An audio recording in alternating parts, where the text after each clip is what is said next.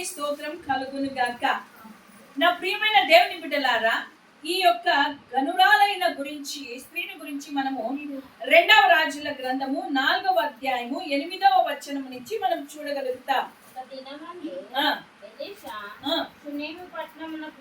షూనేము పట్టణములకు పోగా అచ్చట గనురాలైన ఒక స్త్రీ భోజనములకు రమ్మని అతన్ని బలవంతము చేసెను. కనుక అతడు ఆ మార్గంలో వచ్చినప్పుడల్లా ఆమె ఇంట ఏం చేస్తున్నాడంట? భోజనము చేయించు వస్తూ ఉన్నాడు. అదైన తర్వాత ఆమె తన పెనిమిటిని చూచి మన ఎద్దకు వచ్చి చూపవచ్చున్నవాడు భక్తి గల దైవజనుడని ఎవరని గుర్తుపట్టింది? భక్తి కలిగిన దైవజనుడని గుర్తుపట్టింది. ఈ రోజుల్లో మనము అందరు దైవజనుల్ని పిలిచేస్తుంటున్నాం. ఎవరి భక్తి ఉందో, ఎవరికి ఆత్మఫలం ఉందో, ఎవరు ఆత్మఫలము చేత నింపబడ్డారో ఏది చూడము కానీ ప్రతి ఒక్కరిని చేర్చుకుంటాం. కానీ ఈమె భక్తి కలిగిన దైవజనుడు అని గుర్తెరిగింది. హల్లెలూయా. భక్తి కలిగిన దైవజనుల యొక్క ఆలోచనలు చాలా డిఫరెంట్ గా ఉంటాయి. భక్తి కలిగిన దైవజనులకు మనుషులు ఇచ్చే దాని మీద ఎప్పుడు ఆలోచన ఉండదు. వారు ఎప్పుడు కూడా దేవుని వైపే చూస్తారు. దేవుని దగ్గర నుంచే నాకు సహాయం వస్తుంది అనుకుంటున్నారు. ప్రతిదానికి దేవుని దగ్గర కనిపెట్టుకుని ఉండే భక్తి కలిగిన దైవజనులు. హల్లెలూయా. ఎలీషా కూడా భక్తి కలిగిన వాడే. ఎలీషా ఒకప్పుడు ఏం చేసేవాడమ్మా? తను సేద్యము చేస్తున్న వ్యక్తిని ఏలియా పిలిచినప్పుడు అన్నిటిని వదిలేసి వచ్చాడు. ఎవరి కొరకు వచ్చాడు? దేవుని పరిచర్య కొరకు వచ్చాడు. హల్లెలూయా. భక్తి కలిగిన దైవజనులు ప్రతి దానిని వాళ్ళకున్న దాన్ని వెనుక వదిలేసి కేవలము దేవుని మాత్రమే వెంబడించగలుగుతారు. హల్లెలూయా. మరి ఈ యొక్క ఎలీషా కూడా భక్తి కలిగిన దైవజనునిగా ఆమె గుర్తెరిగిందంట. హల్లెలూయా.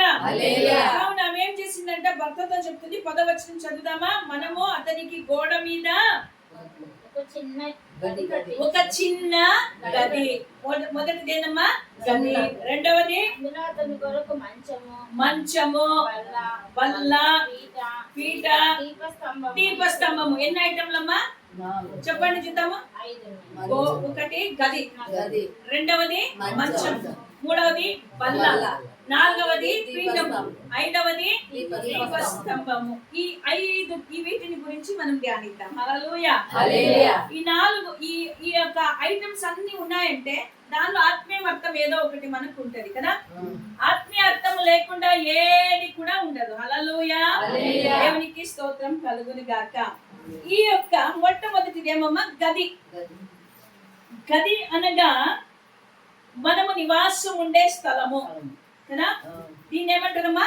గది. ఈ గదిలో దేవరాజు వాళ్ళ కుటుంబీకులు ఉంటారు కదా. అట్లా ప్రతి ఒక్కరికి ఒక ఇల్లు, ఆ ఇల్లు ఒక ప్రత్యేకమైన గది ఉంటది. హల్లెలూయా.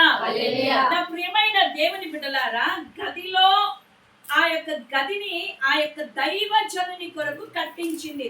ఈరోజు మనం ఉండే కొరకు మనం కట్టించుకుంటున్నాం కానీ దైవజనుల కొరకు గదులను కట్టించేంత స్తోమతలో అంత స్థితిలో మనము లేము. హల్లెలూయా. మన కొరకు మనం చూసుకుంటాం కానీ ఒక దైవజనుని కొరకు ఈ రూమ్ ఉండాలి అనే ఆలోచన మనకి రాదు. ఒకవేళ దేవుడు అంత సమృద్ధిగా ఇస్తే ఒకవేళ మనం కట్టిస్తామేమో కానీ మనకున్న దానిలో దైవజనుని కానీ మనము ఎప్పుడు కూడా సెపరేట్ గా పెట్టము. హల్లెలూయా. గది అనేది ప్రతి ఒక్క యలోక సంబంధమైన వాటి నుంచి వేరుపరచి ప్రత్యేకంగా మనల్ని ఉంచుతుంది. హల్లెలూయా. ప్రియమైన దేవుని బిడ్డలారా, ఎన్ని స్థలాలకు వెళ్ళినా, ఎన్ని దగ్గరకి పోయినా, నాకంటూ నా ఇంటిలో నా గదిలో కూర్చుంటేనే నాకు నెమ్మది. హల్లెలూయా. ఆ గదిలో నాకు ఒక సమాధానం కలుగుతుంది. ఆ గదిలో నాకు ఒక ఆనందం కలుగుతుంది. ఆ గది నాది. బయట జరిగేది ఏమి నాకు తెలియదు. ఈ గదిలోనే నేను ఉంటాను. ఈ గదిలోనే నేను దేవుని వైపు చూస్తాను. ఈ గదిలో దేవునితో నేను సహవాసము చేస్తాను. హల్లెలూయా. ప్రతి ఒక్క వ్యక్తి గృహాలలో హైందవుల కుటుంబంలో ఒక గది కడతారు కదా. దేవుని గది అని కడతారు కదా. ఎందుకు? ప్రత్యేకింపబడి అక్కడ వాళ్ళు ప్రార్థనలను చేసుకోవడానికి. ఈరోజు నా ప్రియమైన దేవుని బిడ్డలారా, మనకు కూడా ఒక ప్రత్యేకమైన గది ఉండాలి. ఆ గది ఈ యొక్క లోకంలో ఉన్న మాటలు, ఈ లోకంలో ఉన్నవన్నిటిని కూడా దూరపరచి కేవలము దేవునితో సహాయం చేసే గదిగాది ఉండాలి. హల్లెలూయా. ఈ గదిలో మనం ఎవరికి స్థలం ఇవ్వాలంట? గది కట్టుకున్నాం కానీ గదిలో ఎవరు ఉండాలి? యేసు ప్రభు ఉండాలి. హల్లెలూయా. యేసు క్రీస్తు ప్రభు ఈ గృహమునకు అధిపతి, ఈ గృహానికి అధికారి, ఈ గృహంలో యేసయ్య ఉండాలి అని యేసయ్యకు స్థలం ఇచ్చే గదిగా ఉండాలి. హల్లెలూయా. ఈ రోజు నీ హృదయము దేవుని ఆలయము. ఈ ఆలయములో ఎవరికి స్థలం ఇవ్వాలి? నువ్వు యేసయ్యకు స్థలం ఇవ్వాలి. హల్లెలూయా. ప్రియమైన దేవుని బిడ్డలారా, ఎలీషాకు గది ఆమె ఇచ్చింది కదా, ఎంత గొప్పతనం. నా ప్రియమైన దేవుని బిడ్డలారా, యేసుక్రీస్తు ప్రభువుకి కూడా ఒక ఇంట్లో స్థలం ఇచ్చానంట. ఎవరో చెప్తారా? యాయిరు అనే ఇంటి అధికారి యొక్క ఇంటిలో స్థలం ఇచ్చారు. ఎందుకు ఇచ్చారు యాయిరు ఇంటిలో? ఆయన బిడ్డ చనిపోయిందంటే ఆ యొక్క స్థలానికి వచ్చిన ఆయనకు స్థలం ఇచ్చాడు. స్థలం ఇచ్చాడు కాబట్టి ఆయన గదిలోనికి వెళ్ళగలిగాడు కాబట్టి ఏం చేశాడు? అద్భుతమును చేయగలిగాడు. హల్లెలూయా. ఈరోజు నీవు ప్రభువునకు స్థలం ఇస్తే, ఏ రీతిగా యాయిరు యొక్క కుమార్తె చనిపోయిన బిడ్డను యేసయ్య లేపగలిగాడో, ఆయన నీ యొక్క గృహములో కూడా అలాంటి అద్భుతములను చేయగలిగిన వాడే ఇచ్చున్నాడు. హల్లెలూయా. ప్రకటన గ్రంథం 3వ అధ్యాయము 20వ వచనములో యేసుక్రీస్తు ప్రకటన గ్రంథంలో ఒక మాట నిలబడి తట్టుచున్నాను, ఎవరైనా నా స్వరము విని ఆ యొక్క గది తలుపులు తీస్తే నేను కూడా అతనితో కూడా సహవాసము బస చేస్తాను, నేను లోపలికి వస్తాను అంటున్నాడు. నీ హృదయం అనే గదిలో యేసయ్యకు నువ్వు చోటు ఇవ్వాలి. హల్లెలూయా. ఈరోజు ఈ హృదయం అనే గదిలో యేసుకు తప్ప అన్నిటికీ చోటు ఉందంట. అవునా? యేసుకు తప్ప అన్నిటికీ చోటు ఉంది. ఏది లేదని ఎట్లేదు, అన్ని ఉన్నాయి. యేసుకు మాత్రం స్థలము లేదు. యేసుని గదిలో లేకపోతే, యేసుని హృదయంలో లేకపోతే, యేసును నువ్వు ఆ స్థలానికి పిలవకపోతే నీ కుటుంబంలో, నీ వ్యక్తిగత జీవితంలో ఆశీర్వాదాలు ఉండవు. హల్లెలూయా. అద్భుతాలు ఉండవు. హల్లెలూయా. యేసు ఉన్న చోటు అద్భుతాలు. కాబట్టి ఆ స్త్రీ ఆ రోజు ఎలీషాకు గదినిచ్చింది. ఈ రోజు ఇక్కడ కూర్చున్న మనము మన హృదయం అనే యొక్క ఆలయములో, ఈ యొక్క ఆలయంలో ఒక గదిని ఎవరికి ఇవ్వాలి? యేసు ప్రభువుకి ఇవ్వాలి. హల్లెలూయా. గదినా హృదయం అంతటిలో స్థానం ఇవ్వాలి. హృదయం అంతటిలో కూడా ఆయనకు స్థానం ఇవ్వాలి. హల్లెలూయా. ఆత్మీయమైన హృదయం ఆత్మీయంగా, అదే రీతిగా శారీరకంగా కూడా మన గృహములో దేవుని వాక్యమునకు చోటు ఇవ్వాలి. హల్లెలూయా. రెండవది మంచం. మంచం ఎందుకు వేసుకుంటాము మా ఇంట్లో? చెప్పాలి, ఆన్సర్ చెప్పాలా? మంచం ఎందుకు కావాలనుకుంటాం? పడుకుంటాం. రెస్ట్ కావాలా, బాగా ప్రశాంతంగా పడుకోవాలా అని ఒక ఆలోచన కలిగి ఆ యొక్క నిమ్మలమైన స్థితిలో ఎవ్వరూ ఇబ్బంది పెట్టకుండా ఆ పరుపు మీద పడుకోవాలని ఇష్టపడతాం కదా. అందుకే మంచాలు తెచ్చుకుంటాం. ఇప్పుడు కొత్త బెడ్లు వచ్చినాయి. ఆ బెడ్లో పడుకుంటేనే నిద్ర వస్తుంది, లేకుంటే రాదు. మాట్లాడకూడదు పిల్లలు. హల్లెలూయా. కాబట్టి మనము ఆ రెస్ట్ కొరకు మనము ఆ యొక్క మంచము బెడ్ను ఏర్పాటు చేసుకుంటాం. కొంతమంది ఇళ్లలో 2 లక్షలు పెట్టి మంచాలు చేపిస్తారు, 1,00,000 రూపాయలు పెట్టి బెడ్ తెచ్చుకుంటారు. ఎందుకంటే ఒక ప్రశాంతమైన వాతావరణంలో ఆహ్లాదకరంగా మంచిగా పడుకోవాలని. హల్లెలూయా. ప్రియమైన దేవుని బిడ్డలారా, ఆత్మీయమైన జీవితంలో కూడా మంచము మనము కలిగి ఉండాలి. ఆ యొక్క సమయములో దేవునితో సహవాసము కలిగిన వారిగా ఉండాలి. హల్లెలూయా. ఒక బెడ్రూమ్ ఉందనుకోండి, ఆ బెడ్రూమ్ లోకి భార్యాభర్తలు తప్ప వేరే వాళ్ళు పోరు. కొన్ని ఇళ్లలో ఈ రూమ్ మాదే అంటారు, ఆ రూమ్ లో వాళ్ళు తప్ప వేరే ఎవరు పోరు. అది భార్యాభర్తలు ఉండే గది. ఆ గదిలో వారు సహవాసము కలిగి ఉంటారు, అనేకమైన విషయాలను మాట్లాడుకుంటారు, అనేకమైన వాటిని చర్చిస్తారు. వాళ్ళు అక్కడ విశ్రాంతిని తీసుకుంటారు. నా ప్రియమైన దేవుని బిడ్డలారా, మన ప్రియుడైన యేసయ్యతో మనము కూడా అనేక విషయాలను చర్చించడానికి, అనేక విషయాలు ఆయనతో చెప్పడానికి, అనేక విషయాలు ఆయనతో మాట్లాడేదానికి నెమ్మది కలిగి ఒక మంచము మనము కలిగి అంటే సహవాసము మనము కలిగి ఉండాలి. హల్లెలూయా. మరి మీ యొక్క గదిలో ఆ యొక్క సహవాసము చేయడానికి స్థలం ఉందా? గది నీకుందా? మూడవది బల్ల కదా. మూడవది ఏమమ్మా? బల్ల. టేబుల్ అంటారు ఇంగ్లీష్ లో. ఈ టేబుల్ దేనికంటే ఎందుకు వాడతారమ్మా? టేబుల్ ని భోజనానికి వాడతారు. కరెక్ట్ పద్ధతి, భోజనానికి వాడతారు. డైనింగ్ టేబుల్ వేరు, టేబుల్ వేరు. డైనింగ్ టేబుల్ అంటే కూర్చొని భోజనం చేసేది. టేబుల్ అంటే ఊరికే కూర్చొని ఏదైనా రాసుకోవడానికి, పెట్టడానికి. హల్లెలూయా.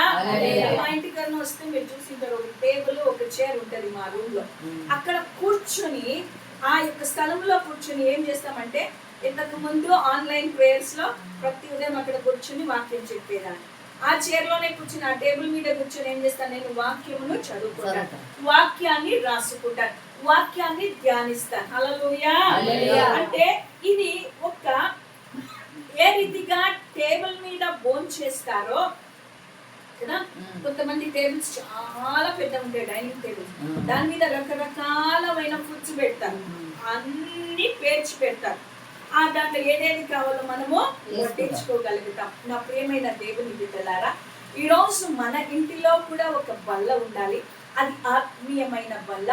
ఆ బల్ల దగ్గర కూర్చొని నువ్వేం చేయాలో తెలుసా? ఆత్మీయమైన ఆహారమును గురించి ధ్యానము చేసే బిడ్డగా నువ్వు ఉండాలి. హల్లెలూయా. దేవుని వాక్యమును చదువుతూ దేవుని వాక్యమును ధ్యానించడానికి ఒక బల్లను ఆయన కొరకు ఆమె వేసింది. హల్లెలూయా. ఈరోజు నా కుటుంబంలో అట్లాంటి బల్లలు ఉన్నాయా? అక్కడ కూర్చుని వాక్యం చదువుతున్నామా? అక్కడ కూర్చుని వాక్యం ధ్యానం చేస్తున్నామా? అక్కడ దేవునితో సహవాసము చేస్తున్నామా? లేదు కదా. నా ప్రియమైన దేవుని బిడ్డలారా, ఒక బల్ల అనేది అవసరము. హల్లెలూయా. బైబిల్ గ్రంథంలో ఒక వ్యక్తికి ఒకరు ఆహ్వానం ఇచ్చారు, నా బల్ల ఎదుట నిత్యము నువ్వు భోజనం చేయాలని. ఎవరైనా చెప్పగలరా? దావీదు ఎవరికి చెప్పాడు? సౌలు మనుమడైన మెఫీబోషెతుకు చెప్పాడు. హల్లెలూయా. ఎప్పుడు నా యొక్క రాజభవనములో ఆ బల్ల దగ్గర నువ్వు కూర్చొని నాతో పాటు నువ్వు బ్రతికినంత కాలము, నేను బ్రతికినంత కాలము నువ్వేం చేయాలి? రాజకుమారులతో పాటు అక్కడ భోజనము నువ్వు భుజించాలి. హల్లెలూయా. అనునిత్యము దేవుని బల్ల ఎదుట మనము కూర్చొని ఆయన యొక్క శరీరమును, ఆయన యొక్క రక్తమును మనము జ్ఞాపకము చేసుకునే వారిగా ఉండాలి. ఆయన బల్ల దగ్గర మనము నిత్యము ఆయనను జ్ఞాపకము చేసుకునే వారిగా ఉండాలి. ఈరోజు ఈ శారీరకమైన ఆహారమును మెఫీబోషెతుకు దావీదు ఇచ్చినట్టుగా ఆత్మీయమైన ఆహారమును వాక్యముతో పాటు ఆయన శరీరమును, ఆయన రక్తమును, జీవాహారమును నిత్యము భుజించే వారిగా ఉండాలి. హల్లెలూయా. ఆ బల్ల మీద మనం ఏం పెట్టుకుంటామమ్మా? జీవాహారం పెట్టాం. మన మందిరములో బల్ల కొరకే ఒక సపరేట్ అయిన టేబుల్ ఏర్పాటు చేశాం కదా. ఆ బల్లను మనము స్వీకరించాలి. ప్రభు యొక్క బల్ల. హల్లెలూయా. ఈ ప్రభు యొక్క బల్లలో చేయి వేసే బిడ్డగా ఉండాలి. నీ ఆత్మీయమైన జీవితము బాగుపడాలంటే, నీవు నిత్య జీవంలోనికి వెళ్ళాలంటే నువ్వు ప్రభు బల్లను ప్రతిరోజు తీసుకోవాల్సిందే. హల్లెలూయా. ఆయన ఆ బల్ల ఎదుట కూర్చొని నిత్యము ఏం చేసేవాడంట? ధ్యానించేవాడు, భోంచేసేవాడు. ఈరోజు నీవు నేను ఏం ధ్యానిస్తున్నాం, ఏం భోజనం చేస్తున్నాం? హల్లెలూయా. ప్రియమైన దేవుని బిడ్డలారా, పీఠము అనగా ఒక చైర్. చైర్ ఎందుకు అంటే గనులైన వారిని, ఉన్నతమైన వారిని కూర్చోబెట్టడానికి. హల్లెలూయా. పీఠము వేసి కూర్చోబెట్టారు. ఉన్నతమైన స్థలములలో పీఠములను వేస్తారన్నమాట. హల్లెలూయా. ఆయన కూర్చోడానికి కూడా సదుపాయం చేసింది. ఈరోజు నీవు ఒక పీఠము వేసుకొని నీ దేవుని ఎదుట కూర్చొని దేవునితో సంభాషించేది. రెండవది మంచము, మూడవది బల్ల, నాలుగవది పీఠము, ఐదవది చాలా ప్రాముఖ్యమైనది దీపస్తంభము. దీపము అనగా నరుని ఆత్మ యెహోవా పెట్టిన దీపము. నాకు దేవుడు ఒక ఆత్మను ఉంచినాడు, అది దేవుడు పెట్టిన దీపము. హల్లెలూయా. ప్రియమైన దేవుని బిడ్డలారా, ఈ యొక్క దీపమును గురించి మనం ఆలోచన చేస్తే, మరి పాత నిబంధన కాలములో, మోషే కాలములో ఆ యొక్క మందసాన్ని తయారు చేసినప్పుడు, ఆ ప్రత్యక్షమైన గుడారమును వేసినప్పుడు దేవుడు మోషేకి ఆజ్ఞాపించాడు, ఒక దీపస్తంభాన్ని తయారు చేయమని. ఆ దీపస్తంభాన్ని తయారు చేసి అది ఆ యొక్క పరిశుద్ధ స్థలము దగ్గర పెట్టినప్పుడు నిత్యము అది మండుచుండవలేను. హల్లెలూయా. నిత్యము అది మండుచునే ఉండాలి, ఆరిపోకూడదు. ఆరిపోకూడదు అంటే దానిలోకి ఒక ప్రత్యేకమైన నూనె వేయాలి. ఏ నూనె అంటే ఆ నూనె వేయడానికి వీలు లేదు. ఒలీవల నూనె మాత్రమే వేసి నిత్యము ఆ దీపములు వెలుగుచూ ఉండాలి. హల్లెలూయా. నా ప్రియమైన దేవుని బిడ్డలారా, యేసు ప్రభుకి ఇంకొక మాట ఏమని చెప్పండి? వెలుగైన దేవుడు. హల్లెలూయా. యేసు ప్రభు లోకమునకు వెలుగైన దేవుడు కదా. ఆయన లోకమునకు వెలుగై ఉన్నాడు కాబట్టి వెలుగులో ఆయన ఉన్న ప్రకారం మనము కూడా ఆయనను వెంబడించి వెలుగులో నడుస్తూ ఉంటున్నాం. నా ప్రియమైన దేవుని బిడ్డలారా, నిత్యము అది మండుచూ ఉండాలంటే పరిశుద్ధాత్మ అనే నూనె ఉండాలి. హల్లెలూయా. ప్రత్యేకింపబడిన నూనె. హల్లెలూయా. ప్రత్యేకముగా తయారు చేయబడిన నూనె ఆ దీపములో వేసినప్పుడు, ఆ యొక్క దీపములో వేసినప్పుడు అది బహుగా మండుతుంది.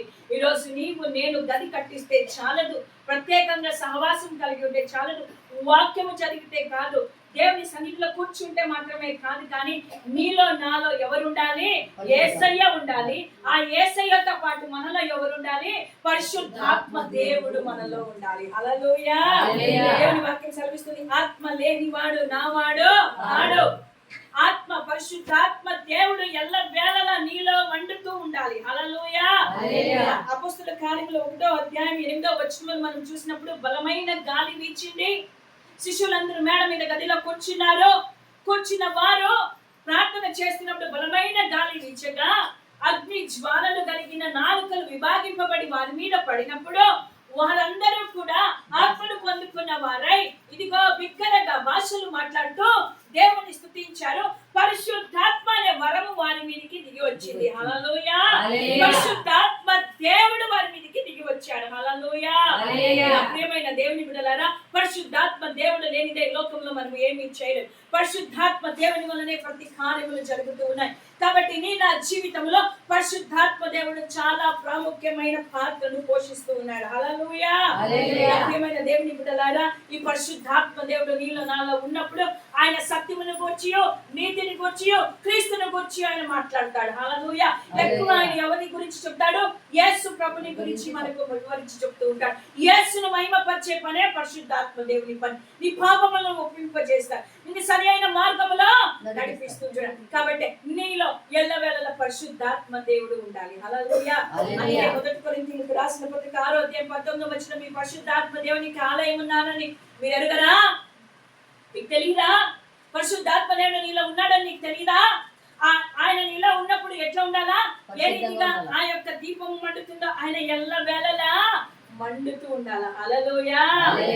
అందుకే భక్తుడైన యేసన్న గారు ఒక పాట రాశారు, అగ్ని మండించు నాలో అగ్ని మండించు, అగ్ని మండించు నాలో అగ్ని మండించు, పరిశుద్ధాత్ముడా నాలో అగ్ని మండించు, నాలో అగ్ని మండించు. అగ్నిని మండించాలంట. హల్లెలూయా. మరి ఇప్పుడు కొత్తగా పిల్లలు పాట పాడతారు, అంత్యకాల అభిషేకం సర్వజనుల కోసం కదా. ఆ యొక్క ఆత్మని మీద కుమరింపబడినప్పుడు నువ్వు తెలియకనే దేవుని యొక్క కార్యాలను నువ్వు చూడగలుగుతావు. హల్లెలూయా. ప్రియమైన దేవుని బిడ్డలారా, ఆ యొక్క అగ్ని నీలో మండాలి. హల్లెలూయా. మనం అనుకుంటున్నాం, ఆఫ్టర్ ఆల్ ఆమె ఏమి ఇచ్చింది? ఒక రూమ్ ఇచ్చింది, ఒక మంచము, ఒక టేబుల్, ఒక పీఠము, ఒక దీప స్తంభమే కదా అని అనుకుంటున్నాం. ఈ రోజు నీ యొక్క హృదయం అనే ఆలయంలో నీ ఇంటిలో ఇవి ఉన్నట్టయితే ఇదిగో దేవుని కార్యాలను నువ్వు చూడబోతూ ఉంటున్నావు. హల్లెలూయా. ప్రియమైన దేవుని బిడ్డలారా, అంతవరకు ఆమెకి ఏది అవసరము లేదు. ఆమె బాగా ఉండే స్త్రీనే, కానీ ఆమెకు ఒక కొదువు ఉంది. ఏమో తెలుసా? ఆమెకు పిల్లలు లేరు. కానీ ఎప్పుడైతే దైవ జనుని ఆమె ఇంట చేర్చుకొనిందో, దైవ జనునికి కావలసినవి ఇచ్చిందో, ఆమె జీవితంలో అద్భుతము జరిగింది. ఈ రోజు నా ప్రియమైన దేవుని బిడ్డలారా, ఈ రోజు యేసు ప్రభుని నీ ఇంటిలోనికి నువ్వు ఆహ్వానిస్తే, ఆయనతో నువ్వు సహవాసము కలిగి ఉంటే, ఆయన బలలో నువ్వు చేయి వేస్తే, ఆయనతో కూర్చుని నువ్వు సంభాషిస్తే, నీ హృదయం అనే ఆలయంలో ఆయనకు స్థలమునిస్తే, ఇదిగో ఆయన ఆ యొక్క శూనేము రాణి యొక్క గర్భమును ఏ రీతిగా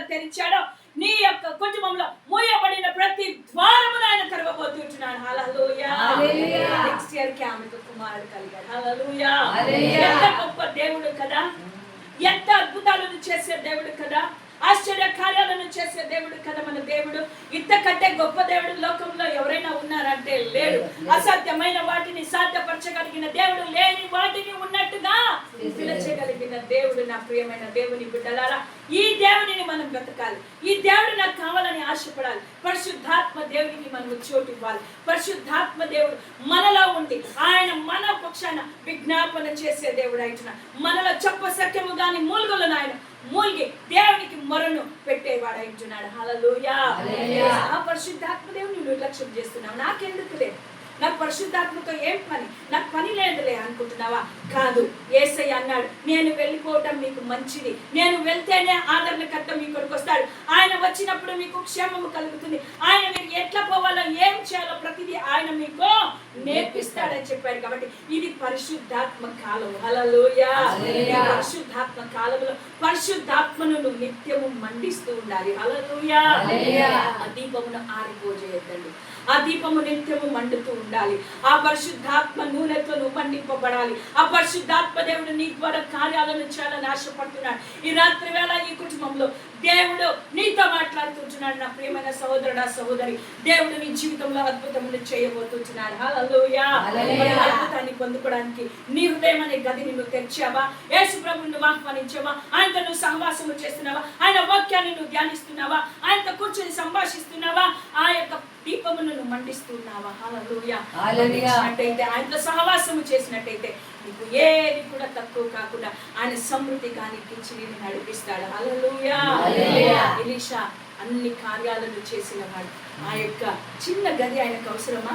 అవసరం లేదు. కానీ ఆ యొక్క ఆశీర్వాదము కొరకు దేవుడు ఆ స్థలానికి ఆయన తీసుకువచ్చాడు. హల్లెలూయా. ఈ రోజు నిన్ను ఆస్వాదించడానికి దేవుడు ఈ స్థలానికి వచ్చి ఉంటున్నాడు. హల్లెలూయా. హృదయం అనే తలుపును తెరువు, నీ హృదయం అనే తలుపును తెరువు. యేసును నువ్వు ఆహ్వానించి, యేసయ్యా రా ప్రభువా, నా హృదయంలోనికి రా ప్రభువా, నా జీవితంలో కార్యములు చేయి ప్రభువా. నాయనా ఇదిగో తండ్రి, ఈ రోజు నుంచి నీతో నేను సహవాసము కలిగి ఉంటాను ప్రభువా. నీ వాక్యమును నేను ధ్యానిస్తానయ్యా, నీ జీవాహారాన్ని నేను భుజిస్తానయ్యా, నీతో సహవాసము కలిగి నీ ఎదుట కూర్చొని నేను నేర్చుకుంటాను ప్రభా. నీ ఆత్మను నేను అందుకే దావీదంటాడు, నీ ఆత్మ యుద్ధ నుండి నేను ఎక్కడికి పారిపోదును, నీ సన్నిధి నుండి నేను ఎక్కడికి పోగలను ప్రభా. నేను ఆకాశముకి ఎక్కిన నీవు అక్కడున్నాను, నేను సముద్ర దిగంతంలోనికి వెళ్ళినా నువ్వు అక్కడున్నా, మీ చేయి మీద పట్టుకుంటుందని. ఆత్మ లేనివాడు ఆయన వాడు కాదు, ఇదిగో సర్వ జనుల మీద నా ఆత్మను కుమ్మరిస్తానని యోవేలు గ్రంథంలో ఆయన చెప్పినట్టుగా అపోస్తలుల కార్యములు శిష్యుల మీద కుమ్మరించాడు. ఈరోజు అదే దేవుడు, మారని దేవుడు నిన్ను నన్ను ఆయన ముట్టబోతున్నాడు. హల్లెలూయా. ఆయనను ఆహ్వానించడానికి నువ్వు సిద్ధంగా ఉంటున్నావా? ఒకవేళ సిద్ధంగా అయితే నువ్వు జ్ఞాని తెచ్చి కళ్ళు మూసుకుని దేవుని వైపు చూడాల్సిందిగా మనం చేస్తున్నాం. దేవుడి వాటను మనకి ఇక్కడ దీవించును గాక. ఆమేన్.